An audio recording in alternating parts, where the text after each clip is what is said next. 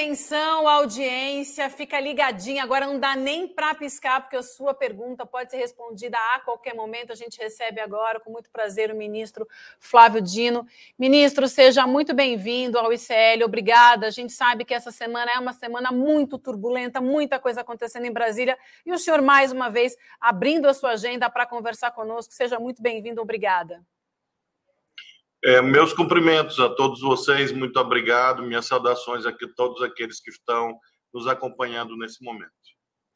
Ministro, a gente criou aqui uma dinâmica um pouco diferente, porque quando a gente anunciou no programa de hoje que o senhor estaria conosco, é óbvio que todos os brasileiros que acreditam na democracia estão muito preocupados com esse momento que a gente vive, as pessoas começaram a querer perguntar, fazer perguntas para o senhor. Então a gente criou uma dinâmica, a nossa redação selecionou algumas mensagens dessas pessoas que nos acompanham, e aí a gente vai ter essas perguntas, então, selecionadas para o senhor, além das nossas perguntas aqui de todo o nosso elenco também, o Guilherme Amado que se junta a nós já. Então, vamos começar com a primeira pergunta. Eu peço licença para o senhor, a gente vai rodar o vídeo, então, da nossa audiência. A primeira pessoa, como se chama mesmo? Perdão, que eu... Elisa Cristina é que faz a primeira pergunta para o senhor, ministro. Professora Elisa Cristina Riesco, São Vicente, Baixada Santista. A minha pergunta é a seguinte: por que quando o presidente Lula pediu as imagens para o general, ele negou? Por que ele não deixou essas filmagens logo de pronto para que fosse feita uma avaliação do governo para que essas coisas não tivessem acontecido? Por que só a CNN teve acesso a essas imagens? E por que só agora? Obrigada. Professora Elisa, realmente foi uma situação surpreendente que houvesse imagens que não eram ainda de conhecimento geral. E isso, de fato, aconteceu. Essas imagens haviam sido juntadas em procedimentos, mas que tramitam na polícia. E é importante, portanto, esclarecer a todos que nenhuma autoridade do governo tem acesso ou interfere em inquéritos policiais. Então, há uma questão interna do GSI, do Gabinete de Segurança Institucional, que faço questão de lembrar, que não integra o Ministério da Justiça e Segurança Pública, é um órgão autônomo vinculado diretamente ao presidente da República, e aí houve este problema com essas imagens lá, e, ao mesmo tempo, as imagens todas na sua íntegra, não só do Planalto, mas também do Congresso e do Supremo, estão juntadas nesses inquéritos policiais, sendo analisadas por quem de direito, ou seja, pelos delegados de polícia e pelo Ministério Público e, em seguida, pelo Poder Judiciário. Então, nessa instância técnica, tenho certeza que todas as imagens estão sendo analisadas, periciadas, e são provas fundamentais para o andamento das ações penais que estão já tramitando perante o Supremo. Muito bem, ministro. Obrigada, Elisa, também. Daqui a pouco a gente vai fazer mais uma rodada com perguntas da nossa audiência. Vamos por aqui, então. Eu queria só pedir também para o Guilherme e para a Cris, para a gente fazer perguntas assim bem curtinhas, para a gente aproveitar bastante aqui o nosso tempo com o ministro. Eu vou fazer a primeira pergunta, ministro, que eu estou bastante curiosa. A gente teve ontem, eu e imagino que muitas pessoas também, né? A gente ontem divulgou aqui também no nosso programa as imagens no Planalto, mostrando o momento em que o presidente Lula chega na antessala do gabinete da presidência, né? Logo depois o senhor aparece, o ministro da Defesa, José Múcio, aparece também, o da Casa Civil, Rui Costa, os senadores Randolph e o Jacques Wagner. E aí a gente vê que o senhor gesticula bastante, a gente percebe que o senhor está bastante nervoso, conversando, e até o Guilherme que está conosco aqui, logo mais vai lhe fazer perguntas também. Ontem comentou conosco que ele ouviu ou ele teve informações do que o senhor teria dito naquele momento, a gente tem as imagens aí, e aí o que ele trouxe para a gente é que o senhor teria dito: tem que prender todo mundo, cada uma dessas pessoas tem que ser presa. O senhor cobrava isso. Queria entender se foi exatamente isso mesmo que o senhor disse, qual foi o teor ali dessa conversa naquele momento de bastante tensão.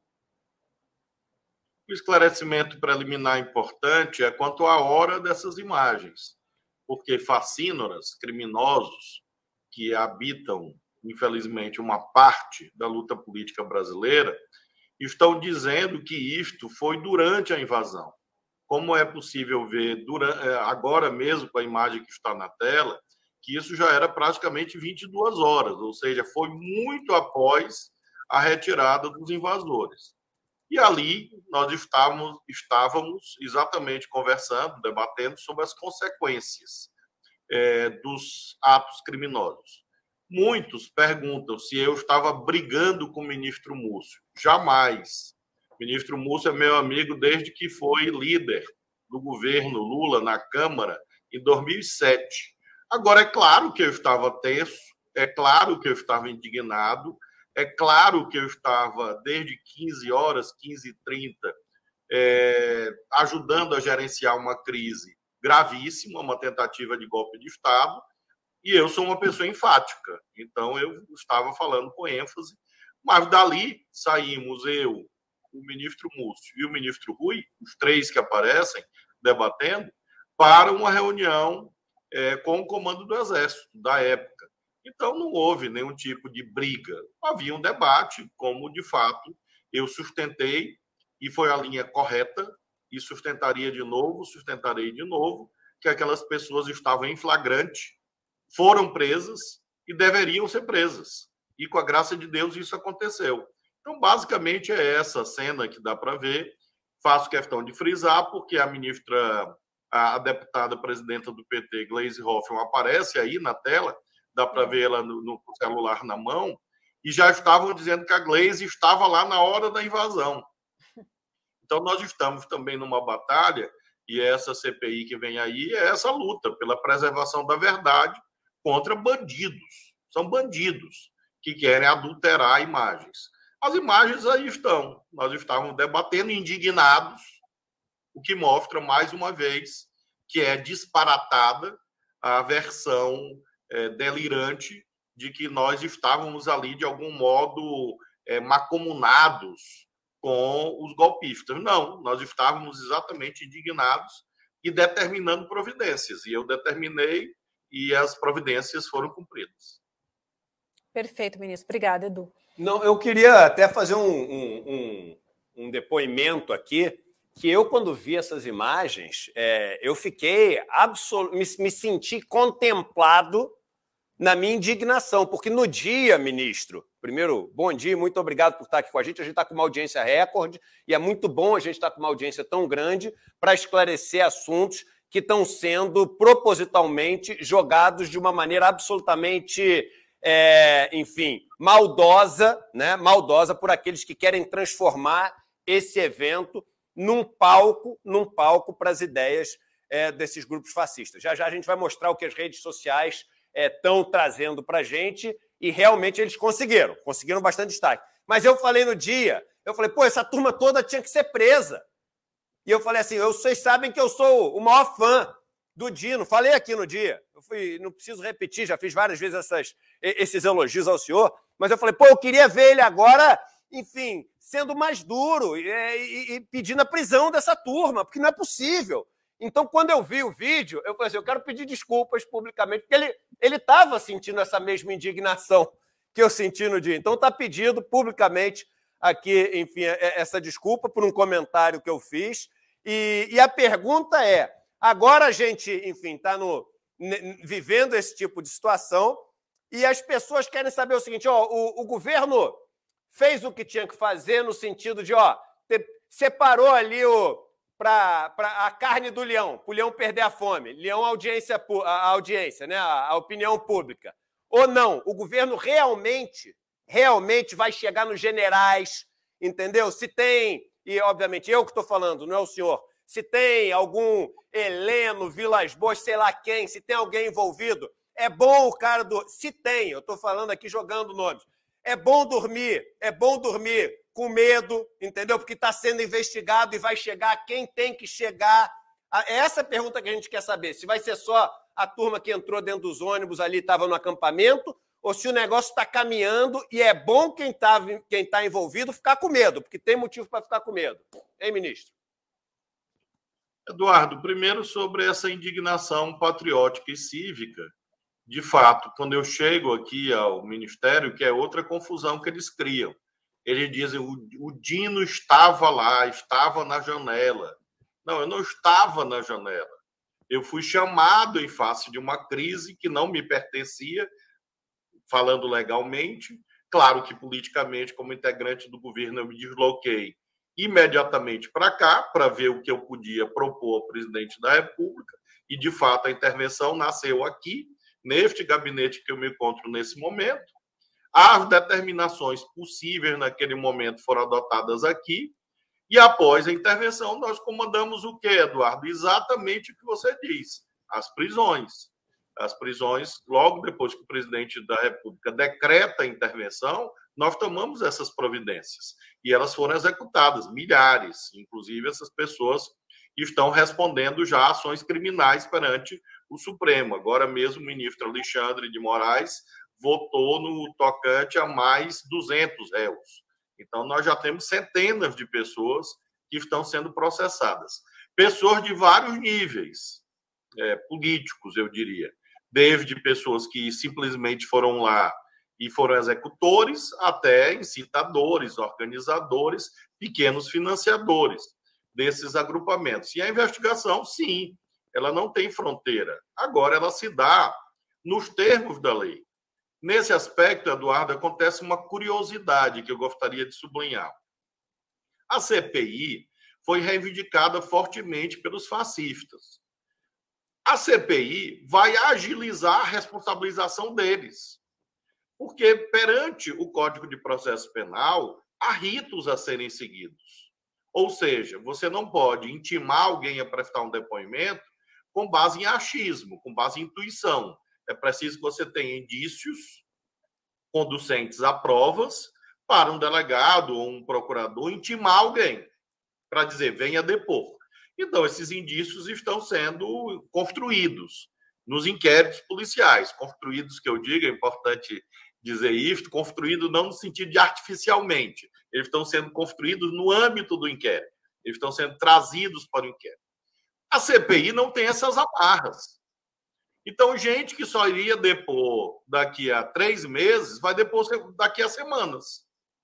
Porque exatamente a CPI tem uma lógica diferente, do ponto de vista legal, do que um inquérito na polícia, conduzido pelo Poder Judiciário.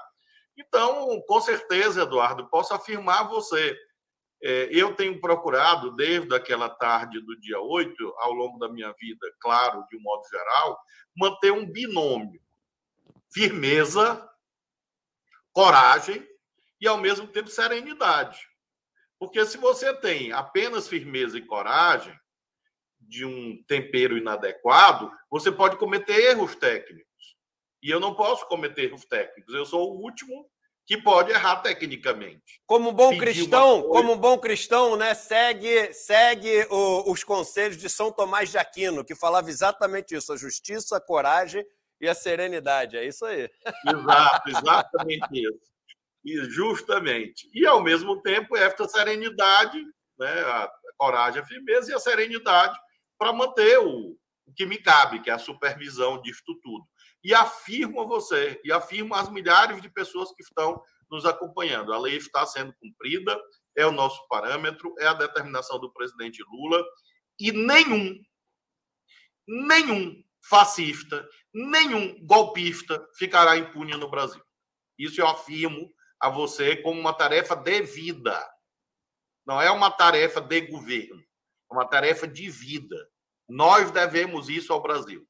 Nós devemos à nossa pátria, sobretudo os que virão depois, que esta gente golpista seja punida para não ter mais a ousadia de tentar invadir e destruir as sedes dos poderes, invadir e destruir a democracia. Não farão. E é por isso que eu me dedico todos os dias para que a lei seja cumprida contra aqueles que praticaram esses atos hediondos, como nós estamos vendo na tela. Muito bem, eu vou passar a próxima pergunta para a Cristina, por favor, Cris. Bom dia, ministro, e permita-me aproveitar aqui a oportunidade e parabenizá-lo pela firmeza, coragem, serenidade e ênfase. Agora, queria fazer a seguinte pergunta, só me corrija se eu estiver errada. mas eu lembro de ter lido um post seu dizendo que as investigações, o aprofundamento das investigações levaria, inclusive, a pessoas que ainda não apareceram nas investigações, na promoção, organização, estímulo, enfim, a esses atos golpistas de 8 de janeiro. O senhor estava se referindo ao general Heleno, que todo mundo sabe, transformou o GSI num ninho de golpistas? Eu estava se referindo a ele ou a quem mais? O que o senhor pode nos adiantar com relação a isso? Nós tivemos 3 vertentes principais que conduziram ao 8 de janeiro. O primeiro deles, um núcleo econômico. Mas esse núcleo econômico, até aqui, não parece, Cristina, envolver grandes financiadores no sentido de grandes empresários. Provavelmente uma rede descentralizada de empresários que são, sim, grandes nos seus contextos regionais. Nós já, inclusive, identificamos vários, alguns foram presos, existem ações criminais contra vários deles, inquéritos, etc. Esse é o primeiro núcleo, o econômico-financeiro. O núcleo político, o personagem mais notável do núcleo político, já identificado e, nesse momento, preso por ordem judicial, é o meu antecessor, que esteve sentado aqui exatamente nesse local em que me encontro nesse momento. Ele era uma pessoa de destaque, ao que tudo indica, pelos indícios até aqui colhidos, nesse núcleo político. Agora, ele agia sozinho? Claro que não. Óbvio que não. E ele está pagando sozinho. Veja a deslealdade desta gente, até entre eles próprios. Então, eu me refiro, Cristina, em primeiro lugar, a este ponto. Outros integrantes do núcleo político vão aparecer. Eles existiram. E nós tivemos, em terceiro lugar, esse núcleo militar. Alguns já identificados. Nós estamos indo em camadas, eu diria. Lembremos todos que 81 militares já foram ouvidos nos inquéritos policiais. 81. Quer dizer, essas alturas, mais de 81. Era 81 na semana passada. Nós estamos chegando perto de 100. E o nível hierárquico desses militares está subindo. As imagens também ajudam nesse aspecto. E aí a resposta também, Cristina, é sim. Eu estou falando, sim, de generais, infelizmente, de oficiais, que traíram, são traidores do Brasil. Ficam dizendo que são patriotas, são traidores vis. Porque cantam o hino nacional, juraram defender a pátria e participaram de uma conspiração. São traidores. E esses traidores vão responder perante o Poder Judiciário. Cris, obrigada pela sua pergunta. Agora eu vou passar a palavra para o Guilherme. Guilherme, por favor. Ministro, bom dia. Na formação da CPMI, existe uma expectativa do governo de que vai se ter o controle de cerca de 2/3 dos 32 cargos. Algumas pessoas falam que o governo teria 20, outras falam que teria 22, dos 32. Mas a gente sabe que tem que se ter um cuidado muito grande na escolha dos nomes que vão para a CPMI, mesmo entre os partidos da base governista, para que não vá pessoas lá que sejam da oposição, na verdade, embora estejam em partidos que são da base. Como que o governo está fazendo para garantir que tenha, pelo menos, a relatoria, a presidência controladas por aliados do governo? Isso deve ser decidido essa semana, né? Guilherme, se eu pudesse me duplicar, mas eu não tenho essa máquina, eu estaria com muito gosto na CPI, como senador. Eu até pensei nisso, mas acho que nesse momento eu tenho uma tarefa a cumprir aqui no Ministério da Justiça e Segurança Pública. Acho, portanto, que a CPI será de enorme importância para que haja, nesse momento, aquilo que nós estamos lutando. Veja, nós temos uma orientação política, a orientação política do governo sempre foi no sentido de preservar a pauta parlamentar, a pauta legislativa. questão fiscal, emprego, economia, projetos para o país. Essa é a nossa linha. Mas a oposição fascista fez de tudo, exigia, muito bem, querem a CPI, façamos a CPI. A CPI nos termos da lei, nos termos da Constituição, e fiel à verdade. Eu, sinceramente, Guilherme, até vejo com assim, um certo tom anedótico a ideia, quando ela é propalada, de que eu sou um dos alvos da CPI. Eu vejo isso assim como quase como uma tentativa caricatural, desesperada, de inverter os termos do debate. E, sinceramente, não tenho nenhum receio para o governo, para o país, de qualquer composição da CPI, porque é muito simples. É verdade versus mentira. Verdade, mentira. Quaisquer que sejam os deputados e senadores que lá estejam, é impossível criar base material para as fantasias que eles põem na internet. Uma coisa é o sujeito ir lá fazer um vídeo e dizer uma loucura qualquer na internet. Já está errado, claro, moralmente, inclusive, é quebra de decoro parlamentar. Mas vamos lá, que seja uma pessoa despudorada. Faz lá o vídeo, mas numa comissão, com contraditório, ele vai dizer o quê? E ele não vai ter resposta? Claro que vai. Então, eu confio muito, Guilherme, que a coordenação política do governo, aí me refiro tanto ao ministro Padilha quanto aos líderes, nossos líderes no Congresso, na Câmara, no Senado, vão encontrar a composição boa. A boa para quem? O governo não, boa para a verdade. É o que nos basta. A verdade está do nosso lado. Paradoxalmente, aquele que falava tanto em verdade terá agora o confronto com um conjunto de mentiras. E nós temos este escudo principal. E isto nos dá muita tranquilidade quanto ao desfecho dessa CPI. Muito bem. Guilherme, obrigada pela pergunta. Ministro, antes do William fazer a pergunta dele, a gente vai dar mais um giro com a nossa audiência, com as perguntas selecionadas pela nossa redação. A gente vai ouvir agora o Jorge Pulga. Bom dia, ministro. Jorge, do Rio de Janeiro. A minha pergunta é se o senhor acredita que o país ainda está sob risco de um golpe de Estado e que há forças atualmente no país trabalhando nas sombras para que isso aconteça. Ministro,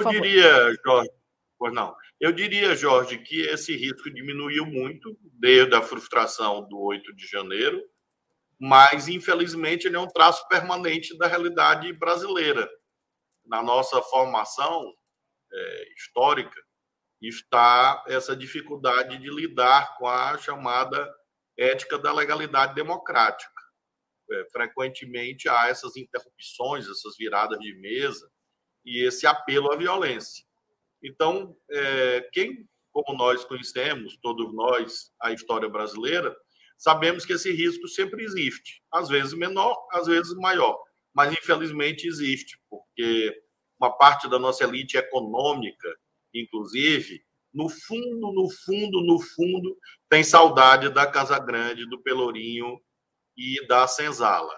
Então, sempre esses setores, não todos, um pedaço, se juntam com extremistas e oportunistas e corruptos da política e tentam formar um bloco golpista. Isso está na história brasileira. E agora continua, menor grau, pequeno, mas continua. De modo que a frase atribuída a Ulisses e Tancredo, no sentido que a democracia é uma planta terra, permanece, infelizmente, atual. É preciso todos os dias regar, cuidar e ter uma atitude de muito destemor na defesa desta plantinha que é vital para que haja oxigênio na nossa nação. Ministro Flávio Dino, bom dia. Primeiro, sempre dar parabéns para o senhor. Sempre que o senhor vem aqui, tem uma coisa nova para o senhor falar sobre o trabalho do Ministério da Justiça. Dar os parabéns para o senhor, para o Ricardo Capelli, que tem feito também um ótimo trabalho, agora em mais uma função, né? Eu queria perguntar para o senhor uma coisa que o Ricardo Capelli falou ontem sobre a desbolsonarização do GSI e quero estender isso para o governo todo. Obviamente, o governo não teve tempo de fazer transição, né? O governo Bolsonaro prejudicou muito essa transição e foi pouco tempo, né? Em dia 8 de janeiro já aconteceu a tentativa de golpe, mas o Capelli falou que 35% do GSI já foi desbolsonarizado. Eu queria estender. O senhor acha que o governo falhou em não desbolsonarizar mais partes essenciais do governo nesse período, que acabou, inclusive, complicando nessa tentativa de golpe de 8 de janeiro? William, nós tivemos 5 dias praticamente entre a posse e o dia 8. Lembrando que houve a posse no dia 1º, dia 2 e 3, posse de ministros. Então, era muito difícil. Veja, no caso do Ministério da Justiça mesmo, havia nomeados apenas eu e o Capelli, mais uns 2 ou 3. Poucos. Então, porque isso exige um controle legal, é um procedimento. Você não exonera uma pessoa e nomeia outra sem que haja um procedimento legal, que começa no Ministério e vai até a Casa Civil, há pesquisas, enfim. Isto tudo complicou muito, e acho mesmo, William, que até a data foi influenciada por isto. Esta gente, articulada com a direita extremista global, sabe, entende de golpismo, eles não entendem de muita coisa, entendem quase nada. É uma gente mal educada, grosseira, inimiga de livros, inimiga da cultura, da ciência, do saber, mas se tem uma coisa que eles são especialistas, é em golpe de Estado. Então, acho que essa tecnologia foi usada de propósito, pegar exatamente esse momento de uma transição que não houve e aí conseguir, num certo sentido, obter esse êxito temporário que eles tiveram, e não foi adiante por conta do espírito democrático da imensa maioria do povo, que não aderiu a esse desvario. A maioria das Forças Armadas também não aderiu, tampouco das forças policiais, e se formou uma grande corrente de defesa da democracia e isolou os golpistas. Então, esses golpistas estavam, inclusive, no interior da máquina pública. Estão saindo a estas alturas, imagino que restem poucos. Mas naquele dia 8 de janeiro, certamente, William, eram vários, eram muitos. As imagens mostram que se passou dentro do Palácio Planalto com a participação por ação ou omissão de agentes públicos. Então, esse processo que o Capelli mencionou prossegue e deve prosseguir, feito nos termos da lei, mas, obviamente, nós não podemos ter pessoas que são golpistas. Nós podemos, sim, ter pessoas que votaram no Bolsonaro. Ninguém vai fazer caça às bruxas com base em opção de voto, mas a pessoa tem direito a votar, porém ela não tem o direito de sabotar. Ela tem o direito de votar, mas ela não tem direito de infringir a lei para impor a sua vontade contra o resultado da eleição. E é isso que está sendo... já havia sido iniciado e prossegue até o momento. Inclusive, William, desculpe, só um complemento, William. Claro. Conversei com o Capelli ainda há pouco e ele vai, inclusive, continuar agora, entre hoje e amanhã, já algumas centenas de exonerações. Muito bem, ministro. Ministro, hoje na abertura, quando o William, ele anunciava que o senhor estaria com a gente, ele cometeu ali um ato falho falando da CPI da Covid, ao invés da CPI dos atos de 8 de janeiro. Eu falei, é maravilhoso você ter trazido isso, William, porque a gente se pergunta o seguinte, poxa, o Brasil passou por um momento que vai ficar para sempre na história desse país, naquelas páginas que a gente mais vai se envergonhar, que a gente mais vai sofrer ao reler, porque a gente está falando de centenas de milhares de pessoas que morreram por conta de atitudes, de desmandos e de interesses ali de pessoas que fizeram parte do governo passado, e, claro, ali juntos com empresários, junto com outros políticos que estavam nos estados, etc., e até agora a impressão que a gente tem é que nada aconteceu. Eu sei que o Ministério da Justiça, que tem muita gente que acha o seguinte, o Ministério da Justiça, tudo que é lei e tem que ter gente presa, reclama com o Dino. E aí esquece que tem Ministério Público Federal, que tem todas as cortes, que tem todas as instâncias, etc. Mas você, como alguém que fala tão bem sobre essas questões do campo legal e agora nosso ministro da Justiça, o que você tem a dizer sobre essa expectativa de que as pessoas sejam punidas pelo mal que foi feito durante a pandemia? Porque senão vai acumulando.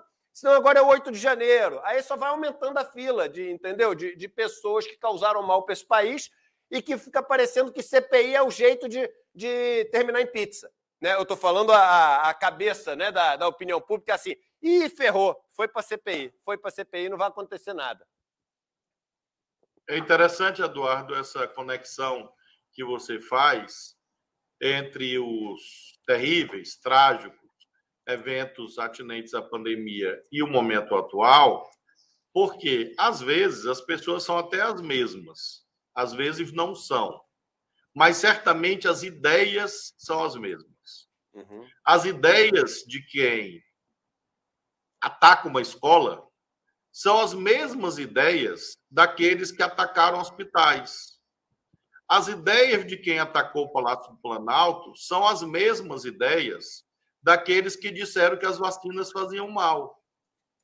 Então, é importante entender que nós estamos, na verdade, em episódios, como você menciona, lutando cada batalha, mas não podemos perder de vista o curso geral dos acontecimentos. Hoje, o presidente Lula foi atingido por um grupelho mal educado, grosseiro, abjeto, na Assembleia Portuguesa. Este grupelho que lá está professa as mesmas ideias destes grupelhos que cá estão.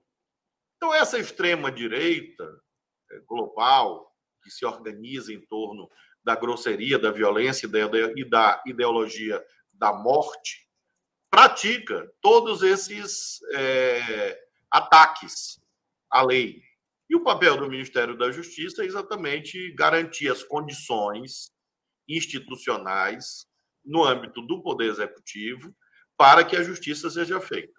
Isso está sendo executado, como disse, todos os dias, mas a sua pergunta é pertinente no sentido de frisar que o Ministério da Justiça não comanda o Poder Judiciário. Então, nós temos, em relação a todos esses episódios, violência em escola, ataques em hospitais, negacionismo na pandemia, corrupção com dinheiro público na pandemia que houve. Enfim, todos esses fatos, existem inquéritos, ações penais, e os resultados vão sendo publicizados na medida em que aconteçam, assim como também em relação ao 8 de janeiro. O que eu quero dizer a você, Eduardo, que há uma atitude séria por parte do Ministério da Justiça e Segurança Pública naquilo que nos cabe. É evidente que, quando eu tomei posse, muita coisa já estava arquivada, o que pode ser desarquivado está sendo, o que não pode, legalmente falando, haverá outros procedimentos para que nós possamos, com isso, afirmar um conceito, que é o conceito da autoridade da Constituição, por sobre esses extremismos violentos que emergem em momentos como aqueles que mencionamos. Ministro, nós separamos mais uma pergunta da nossa audiência. A Sumari vai lhe perguntar agora. Bom dia, ministro. Eu gostaria de perguntar até quando as pessoas vão espalhar fake news e vão ficar impunes. Ontem, um repórter muito conhecido disse que as investigações só começaram a partir da divulgação do vídeo da CNN. Isso é absurdo. Até quando? Sumari, nós estamos, nesse instante, acompanhando o Congresso, a Câmara, no caso, analisando o projeto de lei 2630, que foi votado no Senado. Há uma tentativa de modificações positivas. O próprio Ministério da Justiça, sob o comando da professora doutora Estela Aranha, que trata da matéria, fizemos sugestões ao relator, que é o deputado Orlando Silva, e eu espero que nós consigamos avançar nessa legislação, que é vital para o combate às fake news. Eu tenho tomado uma série de medidas naquilo que nos cabe. Cito um exemplo: a portaria que editei na semana passada, enquadrando as plataformas numa moldura normativa sobre violência contra escolas. Então, nós editamos essa portaria que é a portaria 351 do ministro da Justiça, está em vigor, e acho, Sumari, que constitui um modelo, eu diria, um paradigma, uma referência.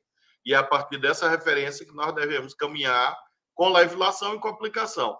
Veja que, no caso de fake news e de ameaças contra escolas, nós obtivemos um grande êxito, com centenas, com milhares de operações já executadas.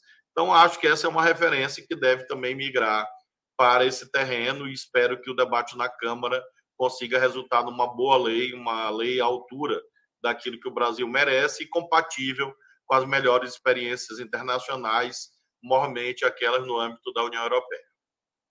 Ministro, pegando carona nessa pergunta da nossa audiência, da Sumari, gostaria de perguntar, na sua opinião, obviamente, o que o senhor acredita que estivesse por trás desse vazamento das imagens da CNN, principalmente do primeiro vídeo, que teve aquela edição, borrão de imagens. A impressão que a gente tem é que foi intencional para derrubar o ministro general Dias. Se é isso mesmo, quem se beneficiaria disso? O senhor acredita nessa linha? Eu tenho certeza que foi um vazamento bolsonarista. Isso eu afirmo cabalmente, de inspiração bolsonarista, pessoas que são adeptas dessa exótica ideologia. Com qual propósito? Provavelmente tumultuar, criar uma narrativa, para usar a expressão de Agafta, de que o general lá, e o próprio governo, de um modo geral, participou. Eles têm essa alucinação. Eu me preocupo muito até com a sanidade, assim, pensando neles. É uma alucinação, porque eles dizem que nós estávamos lá, nós sabíamos de tudo, nós participamos, planejamos, que havia infiltrados. Eles dizem, infiltrados. Cadê os infiltrados? Nós já temos milhares de horas de gravações reveladas em vários momentos. No Planalto, no Supremo, no Congresso. Cadê os infiltrados? Um nome. 1, 2, 3, 4, 5. Cadê os infiltrados? Então, realmente, é uma desfaçatez. E aí, esse vida era para tentar fortalecer essa alucinação. E eu deploro muito, lamento muito que agentes públicos tenham feito um vazamento com má intenção. E acaba que a verdade sempre vence, porque não adianta borrar. A mentira é um borrão. A verdade ultrapassa o borrão. É isso. Não adianta. Bota o borrão na cara. No outro dia aparece o nome do cidadão. É isso. Assim vai ser daqui para frente. Por isso que essa gente pode ter a segurança de que eles podem gritar, berrar, ameaçar, podem fazer o que quiser, mas a verdade é maior do que eles. Perfeito, ministro, perfeito. A gente estava comentando aqui entre nós, no nosso chat, que a gente não queria encerrar essa entrevista, que realmente foi muito importante tê-lo conosco hoje. A gente agradece mais uma vez, porque, de novo, eu repito, a gente sabe da sua agenda, do seu trabalho, ministro, então, obrigada por abrir esse espaço e conversar conosco hoje. Uma excelente semana e bom trabalho.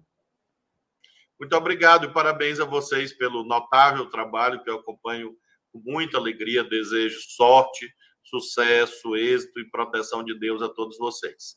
Um abraço, estamos firmes. Democracia vence sempre.